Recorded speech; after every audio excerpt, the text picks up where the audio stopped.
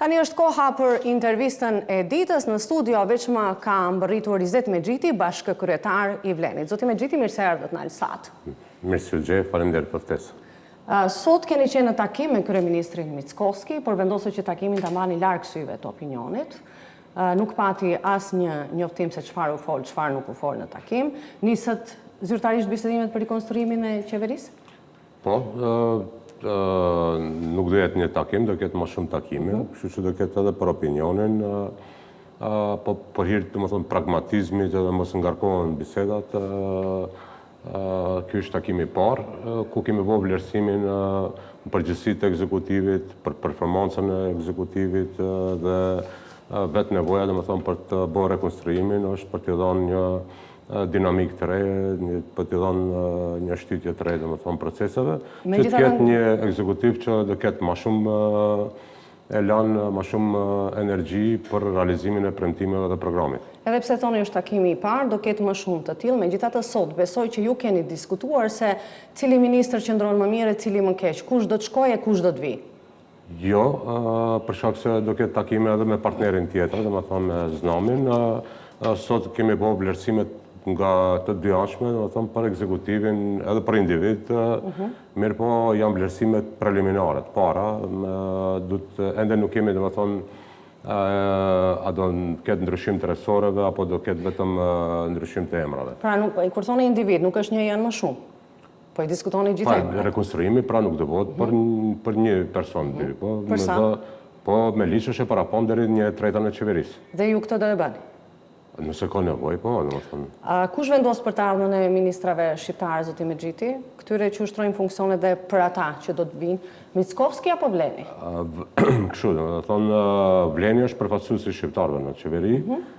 Sot kemi bërë vlerësime, jo vetëm të ministrave shqiptarë, po kemi bërë vlerësime edhe të ministrave të VMRO-s, edhe të ministrave tjerë, të partnerit të tretë, për t'i ndarë informatat, domethënë, analizat e Dhe kush vendos për ministrat shqiptarë? Mickovski apo Vleni? Pra, bashkarisht do vendosim edhe për ministrat Maqedonës edhe për ministrat shqiptarë. Domethënë, kjo qeveri është qeveri e partnerëve dhe ato kanë drejt të japin vërejtje për dy ministër shqiptarë, ne kemi drejt të japim vërejtje për ministra Maqedonës, edhe mendoj që bashkarisht do vim të një formacion që do jetë i përbashkët. Dhe çfarë do thoni nëse Fatmir Limani vazhdon të jetë pjesë e qeverisë apo kjo nuk ka gjasa të ndodhë? Pra, Vleni flet për ato që performojnë në emën të Vlenit. Zoti Limani më nuk është Vlen. Deri dje ka qenë Vlen. Dhe ministër është bërë nga Vlen. Pra, minimumin pra nuk do jetë i propozum dhe i mbështetur nga Vleni. Që do të thotë? Mund të jetë ministër i VMRO-s? Ta shohim. Keni një informatë, të paktën e keni diskutuar, besoj sot këtë çështje. Mendoj se atje ka qenë si përfaqësues. Me që thoni se s'është më Vlen dhe vetë ai ka thënë. Ka qenë kuadër i propozuar nga Vleni dhe me që Vleni më është një dhe zoti Limani nuk është pjesë e Vlenit, mendoj, atë që jam i sigurt, pra nuk do jetë propozimi i Vlenit dhe mendoj që logjikisht pra që nuk do jetë pjesë ekzekutive. A ja keni thënë këtë sot Mickovskit? Kemi biseduar për shumë gjëra edhe për këtë. Pra nuk doni shumë detaje të ndani. Po mendoj se nëse ndajmë detaje, mund ndryshojnë gjëra, domethënë, sepse jemi në bisedime dhe nuk kam përfunduar bisedimet, besoj që ditëve të ardhshme do ketë edhe detaje. Do doja ndalim pak edhe tek aktualiteti. Sepse kur ti themi detaje, duhet të qëndrojnë ato detaje. Pra ende nuk jeni të sigurt se kush shkon, kush vjen. Pa e para, domethënë, nuk e kemi definu a do ketë ndryshime të resoreve apo jo. Dhe pastaj do të ketë ndryshime të Mandej, emrave domethënë, apo jo. në fazën e dytë është tek performanca e çdo ministri, pa marrë parasysh për cilit partner, sepse qëllimi final është që jetë një ekzekutiv më energjik edhe me më përkushtim rreth realizimit të programit dhe premtimeve që kemi dhënë. Edhe zoti Mexhiti, do doja pak ndalemi tek aktualiteti. Në raportin e fundit të Parlamentit Evropian thuhet se ky institucion vëren me shqetësim lidhjet e ngushta midis Maqedonisë së Veriut dhe qeverisë së Serbisë, e cila ndjek një agjendë jo liberale dhe shpreh shqetësim edhe për botën serbe. Parlamenti Evropian paralajmëron për rritjen e ndikimit të Kinës në rajon përmes projekteve infrastrukturore dhe kreditdhënies. Shpreh po ashtu shqetësim për raportimet mbi përpjekjet e Rusisë për të ushtruar ndikim në Maqedoninë e Veriut. Ju shqetëson ky fakt, zoti Mexhiti? Patjetër, ne jemi në vijim me partnerët strategjik tonë, me Shtetet e Bashkuara të Amerikës dhe me Bashkimin Evropian. dhe bashkërisht pra i luftojmë këto tendenca. Mendoj se një pjesë e këtyne janë pasojë e politikave të qeverisë së kalume, të cilët tash japin rezultate. Megjithatë, raporti vlerësohet i referohet kohës së tanishme, zoti Mexhiti, pikërisht në kohën kur vlen është pjesë e qeverisë.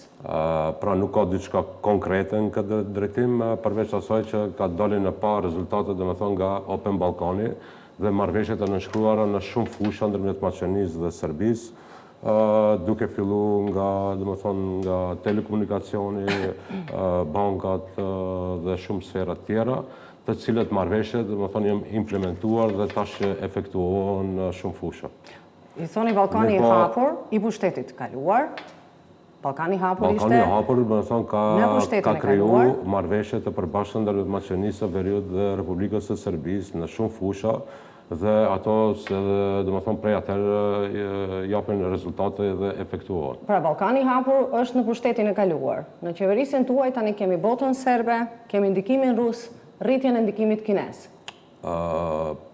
Faktori shqiptar në qeveri është garant që janë në një vijim me partnerët strategjik me Shtetet e Bashkuara të Amerikës, me Bashkimin Evropian, bashkërisht i luftojmë këto tendenca të cilët janë të përhershme për të penetruar pra në Ballkan dhe në vende tjera.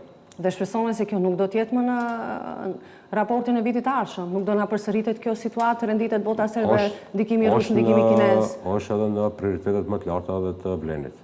Kur jemi tek raporti, Parlamenti Evropian po ashtu tekson se administrata shtetërore duhet pasqyrtoj karakterin shumë etnik të vendit. U bën thirrje autoriteteve që të garantojnë përfaqësimin e drejtë dhe të barabartë të gjitha komuniteteve në përputhje me marrëveshjen e Ohrit. Zoti Mexhiti, si do të realizohet ky përfaqësim kur ligji nuk parashikon kurrfarë sanksionesh që e bën atë më shumë kod etik se sa ligj? Këtu nuk pajtohem, pas 22 viteve, për herë të parë po e bëjmë atë që kërkon Bashkia Evropiane, Bashkimi Evropian, që ky parim kushtetues pra të shndrohet në zgjidhje institucionale dhe në zgjidhje ligjore, dhe kjo mendoj që është avancim pikërisht në frymën e kësaj që kërkon Bashkia Evropiane, për shkak se ky ligj është dashur të sillet në vitin 2004 dikund, sepse është shtyllë e marrëveshjes së Ohrit, pra jemi vonuar në këtë drejtim dhe është momenti i fundit për ta sjellë. E dyta, pra për herë të parë pra do jetë kategori ligjore, për herë të parë pra do mirret qeveria e Maqedonisë me këtë çështje, pra nuk do mbetet në vullnetin e lirë të një udhëheqësi të institucionit, qoftë drejtor, ministër, për ta zbatuar apo jo, siç ishte me veglën e cila në fund edhe u keq përdor balancuesi, po tash do jetë obligim ligjor, ku zëvendës kryeministri i parë, përveç që do mbikëqyr këta, do koordinon këta, dhe do kërkon jo vetëm përfaqësim adekuat kuantitativ, por do kërkon edhe kualitativ. Po si mund ndodh kjo kur përparësi i jepet meritokracisë, zoti Mexhiti? Dhe njëri nga ekspertët, ndërsa përfaqësues vlenit thonë sanksionet përfshin përgjegjësinë politike. Njëri nga ekspertët që ka marrë pjesë në hartimin e ligjit për përfaqësim të drejtë adekuat, Jeton Shasivari, u shpreh se kolegët ekspertë maqedonas kanë qeshur ndaj propozimit të kolegut të tij Mersi Maksutit që në ligj të përfshihet përgjegjësia politike për drejtuesit e institucioneve që nuk do të respektojnë ligjin e përfaqësimit, ndërsa eksponentët të vlenit vazhdimisht deklarojnë se do të ketë përgjegjësi politike për moszbatimin e ligjit, madje edhe shkarkim të funksionarëve përgjegjës. A nuk është kjo shumë kontradiktore, zoti Mexhiti? Jo, për shkak se te ligji i gjuhëve, ku kemi edhe inspektorat të gjuhëve, domethënë e dini që janë të paraparë gjobat dhe nuk janë shumë efektive. Një funksionar që është ultranacionalist, më tepër do parapëlqen që dënohet dhe shpallet heroj, nëse dënon me 500 euro ose me 1000 euro, dhe mandej në kampin e vet politik të shitet si heroj, sesa kur t'jep përgjegjësi politike para qeverisë, ku mund të ballafaqohet me shkelje ligjore dhe përgjegjësi, domethënë që të shkarkohet nga ai pozicion. Dhe e dyta, nuk është mohuar, domethënë, dhe nuk në asnjë moment nuk kemi thënë që nuk do ketë edhe gjoba të ky ligj, sepse si do ketë, se s'janë të paraparë sankcione. Patet edhe kryeministrin këtu, mendoj, pikërisht në Allsat, i cili tha që kjo çështje mund të rregullohet edhe në aktet nënligjore dhe në rregullore. Dhe si do e rregulloni? Keni diskutuar? Po, mund të rregullohet si edhe në fusha tjera, po më tepër jam i prirur tek përgjegjësia politike sesa tek gjobat. Te përgjegjësia politike thoni zoti Mexhiti, po nëse i lihet Komitetit Përgjegjësisë Politike u pa sankcionimi dhe u pa përgjegjësia politike e Vlenit ndaj Minçevit, i cili që nga dita e parë e ardhjes në pushtet shpërfilli Shqipen, vazhdon ta shpërfill Shqipen. U pa në rastin e Fillkovit, zoti Mexhiti, i cili nënçmoi jo vetëm studentët, por gjithë shqiptarët me reagimet e tij të llojit. Pra, në një farforme, kjo është Maqedoni dhe gjuhën maqedonase duhet ta dini edhe në gjuhë jo të tjerët, apo në rastin e Stojlkoviçit, që largonte shqiptarë nga puna, e solli do diqin mes Shkupit si në shtëpinë e vet. Përgjegjësia politike ku mbeti këtu e juaja që të kërkoni shkarkimin e tyre? E para, dhe më thonë, të ligji gjuhëve nëse jemi atë janë para pa me gjobat, pra këtu konstatojmë bashkërisht që nuk janë për përgjegjësinë politike. Nuk janë edhe ashtë fuqishme pra gjobat për një funksionar. E dyta, nëse duhem të hym, mund të hym konkretisht, pikërisht duke qenë zoti Minçev, ju mund të me një deklaratat kanë qenë publike edhe këtu, rreth përfaqësimit, ku publikisht kum deklaru që do ketë mbi 2000 shqiptarë të punësuar, dhe kish një reagim nga zoti Minçev, realiteti në fund është ajo që kum thonë unë. Nuk e dim, ne s'kam atje, nuk e dim. Me këtë ligj ne as nuk do i dim. Kvota s'ka. Edhe pa ligj, edhe pa balancues, pra e vërtetoi avokati i popullit që rritja më e madhe e përfaqësimit në administratën shtetërore ka qenë pikërisht në vitin 2025. Sa i përket zotit Fillkov, i cili ndoshta me deklarata ka dëmtuar, mirë po atë që se ka bo ministrat e drejtësisë shqiptar, po ndodh pra pikërisht në kohën kur zoti Fillkov vlen e imponon që provimi i jurisprudencës të mbahet për herë të parë në gjuhën shqipe. Do dalë tek jurisprudenca, por ta mbylli për një herë me ligjin për përfaqësimin. Do dalë tek atje ishte paralelja e sankcionimit apo përgjegjësisë politike që thoni ju, se asnjëri ndaj asnjërit nuk pati përgjegjësi për gjuhën politike, për tek ligji zhduken kuota, tash përparësi i jepet meritokracisë, dhe çka ndodh në këtë rast me përfaqësimin e shqiptarëve si kategori e garantuar me marrëveshjen e Ohrit dhe kushtetit. Pra, mos krijojmë defetizëm dhe frikë të shqiptarëve. Jo, nuk krijojmë defetizëm, ti sqaroj se ti Mexhiti, sepse përfaqësues tuaj dalin dhe thonë sankcionim përgjegjësi politike. Prej vitit 2002 deri vitin 2015-16 nuk ka pas as balancues, as ligj, pra ka lëvizë, domethënë, përfaqësimi më mirë se sa kur sjell balancuesi si vegël, domethënë statistikore. E njëjta ka ndodhur edhe vitin 2025, pra kur u ballafaqu me shfuqizimin e balancuesit dhe ishmi në përpilim sipër të ligjit për përfaqësim, dhe vitin 2025 e ke rritjen më të lartë pra të përfaqësimit të shqiptarëve në administratën shtetërore dhe publike, këtë deklaroj publikisht dhe mund ta kontrolloni tek të dhënat që ka avokati i popullit. Dhe tash politikisht është me rëndësi, sepse dikur u shpall që marrëveshja e Ohrit në aspektin normativ është mbyllur dhe shkum të agjenda e Gjelbert, u konstatuar që nuk është mbyllur, sepse e kemi ligjin e përfaqësimit i cili përcillet pas 22 viteve. Dhe me vonesë pas fuqizimit balancuesit. Po për balancuesin, domethënë, konstatimi është i përgjithshëm. Jo, mbaroi puna e balancuesit, po që kur është fuqizuar ju desh 2 vite të vini deri tek ligji, pastaj ende nuk është miratuar. Se duam sjellim pra një ligj i cili do mbijetoj kohës dhe jo sa për sy e faqe. Tek jurisprudenca do të ndalemi. Kur do zgjidhet çështja e përdorimit të gjuhës shqipe në provimin e jurisprudencës? Vlen kishte deklarata kundërthënëse, do zgjidhet për një javë, për një muaj. Ju deklaruat se nevojiten 3 muaj, por kryeministri Mickoski i pyetur se çfarë po ndodh në këtë drejtim u shpreh asgjë. Ajo është deklarata e parë. Mendoj që sqaroj në atë deklaratë ka sqarim për punimet intensive të grupit të punës dhe për dallim pra që nuk është zgjidhur pra 22 vite, ne ndëgjuam zërin e studentëve, të cilët kanë të drejtë të protestojnë, që nuk mund presin edhe 20 vite tjera për që provimin e jurisprudencës ta japin në gjuhën shqipe, po bashkë me këtë ne kemi hapur temën që nuk o vetëm provimi i jurisprudencës, është edhe provime edhe dikun 50 provime tjera profesionale të cilët janë mbajtur në gjuhën maqedonase dhe jemi duke punu dhe besoj që së shpejti do ketë rezultate konkrete, jo vetëm për jurisprudencën, po edhe për provimet profesionale tjera. Për jurisprudencën, zoti Mexhiti, kur do të ketë zgjidhja apo duhet presim që të reflektoj Fillkovi? Besoj që në kuadër të asaj që e kam deklaruar, shumë shpejt do kemi edhe zgjidhjen e jurisprudencës. Sa në kupton kjo shumë shpejt? Nëse kam 3 muaj, domethënë as sa kanë mbetë do kalon edhe ajo. Dhe prapë do ju them, pse nuk i bini tavolinës? Ju nuk jeni fitues bllokut shqiptar, por jeni përfaqësues shqiptarëve në qeveri. Pse nuk bëheni më tashmë? Në zgjedhje lokale jemi fitues absolut. Parlamentare, dhe atëherë është çështje, domethënë duhet bisedojmë se si kanë qenë koalicionet të përbëra dhe si janë sot. Që nuk i bini tavolinës atëherë, ta ngreni më shumë zërin. Po, mendoj që me këto zgjidhje, me redaktorët 2 viteve, që po bëjmë zgjidhje ligjore, domethënë që nuk janë bërë 20 vite, nuk janë bërë, domethënë pa u ulë dhe biseduar dhe pa gjetë zgjidhje në këtë drejtim. Tash kemi sjell ligjin e medreses Isabeu që nuk o sjell 40 vite, po e sjellim ligjin për përfaqësim adekuat, po e sjellim ligjin për provimin e jurisprudencës, po zgjidhim edhe 40 provime tjera profesionale. Po ashtu, domethënë, shtylla e dytë e marrëveshjes së Ohrit është decentralizimi, nëse kemi parasysh, dhe asnjëherë më parë s'është punu kështu si punohet tash në komunat tona, sepse është hera e parë që buxheti shtetëror ndahet mbas një kriteri, sa banor ka, aq mjete ka. Prandaj edhe ndodh ky revolucion nëpër komunat tona.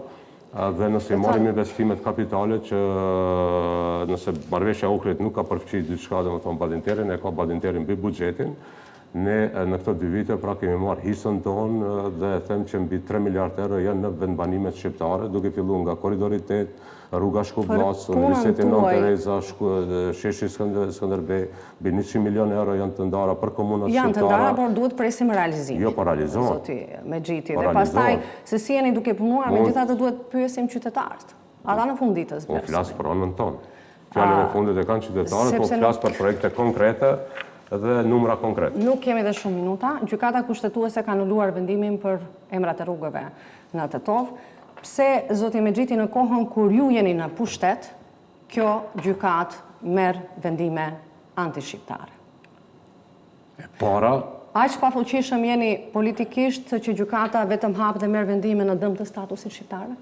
E para, duhet ta sqarojmë para opinionit që gjykata e kushtetuese është e zgjedhur pra prej kohën e LSDM-s, pushtetit kaluar. Dhe BDI-s. Po, thonë përbërje pushtetit kaluar. Ashtu është. Vendimet në dëm të shqiptarëve, zoti Mexhiti, po merren në këtë përbërje. Deklaratat e gjykatëve të gjykatës kushtetuese ku mburen që i ka propozuar dhe i ka zgjedhur zoti Ahmeti. Dakord. Jemi dakord. Përbërje pushtetit kaluar. Jemi dakord. Por dakord duhet jemi që vendimet në dëm të shqiptarëve po merren në këtë përbërje, në këtë qeverisje ku jeni ju dhe Bleni. E sqaruam, domethënë që zgjidhjet gjysmake, domethënë zgjidhjet që është pru, domethënë në vitin 2007, e cila në komunën e Tetovës, pra është bë mënyrë me gjitha procedurat, pra është sjellë edhe me badinter, vetëm ligji parashef që ky vendim i komunës së Tetovës është dashur të kalon edhe në qeveri.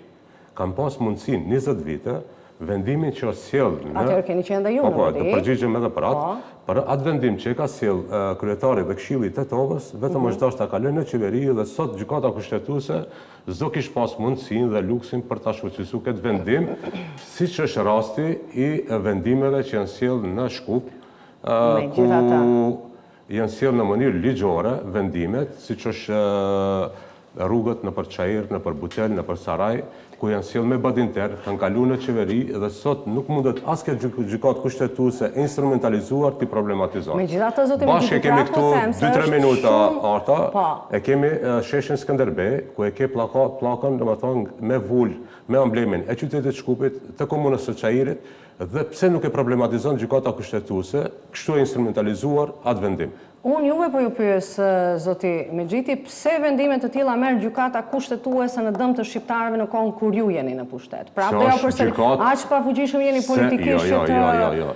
Ne, domethënë këto e para nuk sjellim vendime gjysmake, ne kur i sjellim vendime tamam, sikur që janë sjell, domethënë.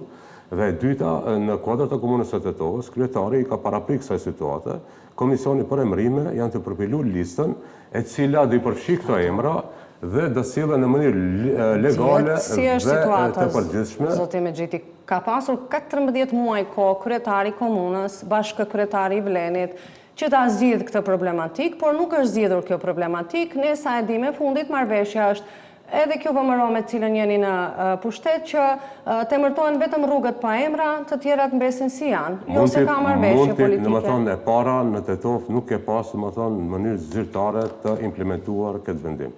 Nuk ke, domethënë, as në dokumentacionin e qytetarëve, as në katastër, as pllaka, domethënë, nuk janë, domethënë, që figurojnë për këto emra. Këto mënyrë, domethënë, kanë qenë vetëm për përfitim ditor dhe zgjidhje gjysmake. aty ku janë sjellë si duhet në Shkup, nuk mund t'i prek as kjo gjykatë kushtetuese e politizume. Por megjithatë, zoti Mexhiti, dua një përgjigje. Pse këto vendime i merr kjo gjykatë në dëm të shqiptarëve, në kohën kur ju jeni në pushtet, dhe si ka marrë në kohën se thatë është përbërje pushtetit kaluar, dhe si ka marrë atëherë.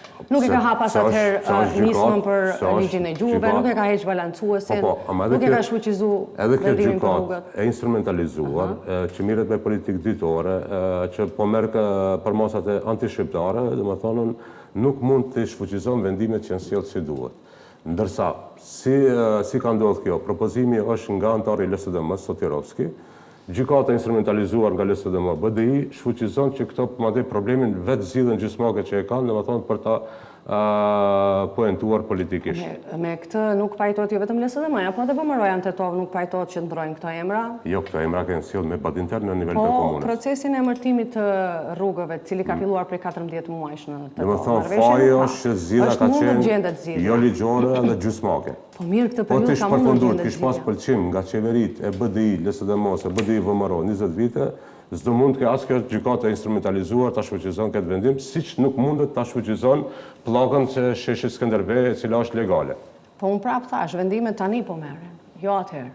Se është gjykatë në shërbim të opozitës. Në shërbim të opozitës gjykata. Për kriju probleme, për kriju marrëdhënie ndërretnike të komplikuara dhe për të poentuar opozita. Megjithatë ne e dim që zoti Mexhiti edhe ju e dini, edhe ne e dim se vendin tonë nuk ka pavarësi të sistemit gjyqësor dhe nga gjykata e cila është e zgjedhur nga LSDM BDI. E dim ne gjithë edhe ju e dini. Ndërsa pasojë është se zgjidhjet kanë qenë gjysmake dhe nuk kanë qenë të plota si në Shkup. Po, gjithë e dim dhe ju e dini se vendin tonë nuk ka pavarësi të sistemit gjykatës dhe gjykatës kushtetuese, antarët i zgjedh politika, kreu i saj, kreu i gjykatës kushtetuese. Do e mbyll këtë çështje duke sjellë vendim për riemërtimin e rrugëve në Tetov, ashtu siç është bërë në Çajër dhe Shkup, dhe nuk do ketë më mundësi atë zgjidhje ta konteston dikush. Dhe thonë se për këtë do pajtohet edhe VMRO-ja, se deri tash nuk ka marrëveshje, nuk pajtohet. Kemi marrëveshje, por ne kemi bërë në Shkup me VMRO-n e kemi bërë. Edhe me LSDM-n e kemi bërë. Nuk pajtohet në Tetov, jemi në fund të intervistës. Disa herë e shpallët Vlenin si parti, e formuat si parti. Përfundimisht, zoti Mexhitja e keni regjistruar si parti politike apo në regjistrin qendror se cili do të vazhdoni të figuroni si parti më vete, pra si BESA, LD, Alternativa. A ka ndodhur çregjistrimi? Po.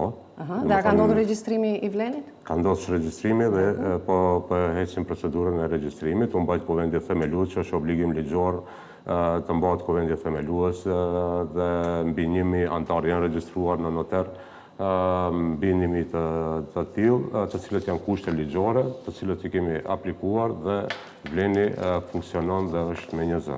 Dhe pasi të regjistrohet Vlenia, do kemi zgjedhjet parakoshme parlamentare, zoti Mexhiti? Vleni pra nuk i zgjedhjet parakoshme parlamentare, sepse nëse të kaluarën kemi pas 3 kryetar komunash, tash kemi 10 kryetar komunash, në anketa jemi në përsi, dhe mendoj që e përsia do rritet për shkak se Vleni është një dhe qytetari votuesi nuk na sheh që mund të përçahemi, nuk na sheh si punën e konkurrentëve, po e shef si një subjekt shumë serioz.